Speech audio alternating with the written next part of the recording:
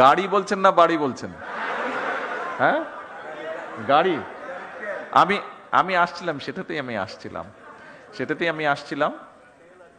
জি, Taylor driver, সেটাতেও আমি আসছিলাম। দেখুন, ওই যে অনেক সময় কিছু সায়েন্স ফিকশন মুভি আমরা দেখি যে back to the future, back to the back to the মানে হ্যাঁ পাস্ট হবে। হ্যাঁ, আমরা যদি পাস্টে যেতে পারতাম তাহলে হয়তো মধ্যপ্রাচ্য যে সমস্যাটা, এটাকে হয়তো ম্যানেজ করে ফেলা যেত শুরু হবার আগে। তাহলে দেশের মধ্যে অনেক সমস্যা হতো না।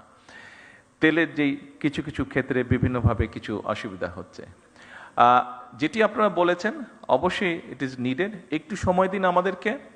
আমরা যেহেতু পিছন তো যেতে পারবো না, সামনে পিছনে যেই সমস্যাটা তৈরি হয়েছে এটার জন্য আরও সমস্যা তৈরি হয়েছে। আমাদেরকে অতিরিক্ত অনেক বেশি দাম দিয়ে দেশের মানুষ যাতে স্বাভাবিকভাবে সব কিছু রাখতে পারে, আমাদের যেরকম ভর্তুকির পরিমাণ বাড়াতে হয়েছে জ্বালানিতে, একইভাবে ইন্টারন্যাশনাল মার্কেট থেকে $2 বিলিয়নেরও বেশি ডলার দিয়ে আমাদেরকে ইমিডিয়েট তেল ক্রয় করতে হয়েছে। তার ফলে সরকারের বা জনগণের অনেকগুলো অর্থ খরচ হয়ে গিয়েছে।